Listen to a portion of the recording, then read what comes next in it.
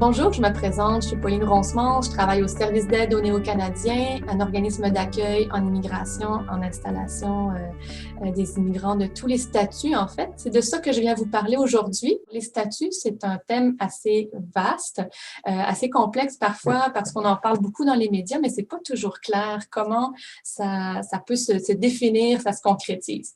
Et ce qu'on sait, c'est que les statuts ont un grand impact aussi sur la dynamique de la personne parce que si je viens comme travailleur qualifié ou comme visiteur ou comme demandeur d'asile, je vais avoir plus de difficultés à m'installer, à m'intégrer, à m'adapter à la société juste parce que mon parcours migratoire n'est pas le même d'un statut à l'autre. Alors, je vous en parle aujourd'hui. Pour commencer, on va démystifier ça en deux catégories. On a la catégorie des résidents permanents, donc ce sont des gens qui arrivent à la frontière canadienne, soit par avion, soit par la terre, mais plus souvent par avion. Ce sont des gens qui arrivent directement avec le statut de résident permanent, qui ont accès à tous les services, sauf certaines conditions que je vais expliquer tout à l'heure. Dans cette catégorie-là, rapidement, on a les travailleurs qualifiés, qui sont des gens qui depuis leur pays d'origine, remplissent une grille de sélection, pardon, qui leur permettent d'avoir un certain pointage, qui arrivent avec un travail, avec un diplôme, avec leur propre argent, leur famille pour s'installer. Ils sont dynamiques, ils sont enthousiastes. C'est souvent un projet de vie là, qui les amène vers des meilleures conditions. Dans cette catégorie-là, des résidents permanents, on a les réfugiés pris en charge par l'État. Ce sont les réfugiés qui ont fui leur pays d'origine pour cause de guerre, de persécution, de menaces. Et donc, pour survivre, ils sont allés dans un pays limitrophe qui est d'un pays dont la frontière est collée sur leur pays d'origine. Souvent, ils sont sortis donc des limites de leur pays d'origine pour pouvoir demander le statut de réfugié. Soit ils ont migré vers des villes, soit ils ont migré vers des camps de réfugiés qui sont pris en charge par l'ONU. Dans ces camps de réfugiés, il y a la possibilité de demander le statut de réfugié, donc d'être reconnus comme réfugiés auprès du Haut Commissariat des réfugiés, qu'on appelle le HCR. Dans ces situations-là, les dossiers famille des réfugiés vont pouvoir être sélectionnés par l'ambassade du Canada. C'est presque gagné à la loterie d'être réfugié pris en charge par l'État et d'être sélectionné par l'ambassade et réinstallé.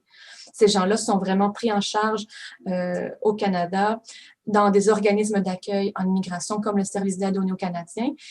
Dans la province de Québec, il y a 14 villes d'accueil, 14 organismes qui font le même travail que nous et qui font la réinstallation de réfugiés. Donc, on les accompagne de A à Z dans leur installation en logement, leur intégration socio-économique et jusqu'à leur adaptation, on les accompagne le plus possible avec tous les partenaires des milieux. Alors, dans la catégorie des résidents permanents, on a aussi les parrainés.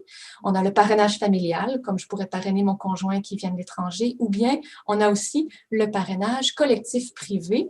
Soit c'est des associations donc, comme des petits organismes qui fonctionnent en parrainage de famille, qui après un certain temps vont travailler, payer une certaine dette en quelque sorte à l'association qui va permettre à d'autres familles d'arriver via cette association-là également. Donc, c'est comme un roulement de fonds financiers là, qui permet à des familles de venir. Tous ces gens qui viennent comme résidents permanents ont accès aux services publics, comme la plupart d'entre nous, citoyens canadiens, sauf le droit de voter, bien sûr. Ils vont pouvoir faire leur demande de citoyenneté à peu près 3 ans après leur arrivée. Donc, il faut passer un examen et puis faire l'assermentation avec le gouvernement canadien.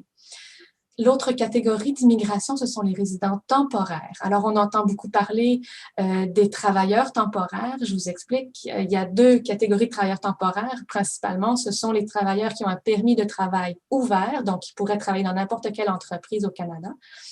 Et ceux qui arrivent avec un permis de travail fermé. Donc, ceux-là, ils sont vraiment attitrés à une entreprise. Les travailleurs qui ont des permis fermés, dans certaines situations, là, c'est délicat parce que si jamais ils sont en conflit avec leur employeur, ils ne peuvent pas aller travailler ailleurs. Donc, ils ne peuvent pas faire d'autres recherches d'emploi ou s'émanciper. Ils doivent retourner dans leur pays d'origine. Et parfois, les manques d'argent ne permettent pas à ces gens-là de retourner immédiatement. Dans la catégorie des résidents temporaires, rapidement, on a les étudiants étrangers qui viennent avec des bourses d'études ou bien leur propre argent. C'est beaucoup plus cher, effectivement, d'étudier arriver ici comme étudiants étrangers, mais ils repartiront avec un diplôme canadien dans leur pays qui vaut quand même assez cher sur le marché international. Il y a aussi les visiteurs et les touristes qui viennent soit avec des visas, soit sans visa, selon les pays d'origine, et ils ont un maximum de 6 mois de durée de séjour au Canada. Dans cette catégorie-là de résidents temporaires, on a aussi la catégorie des personnes en demande d'asile, donc soit qui arrivent par avion ou par la voie terrestre et déposent une demande d'asile à la frontière.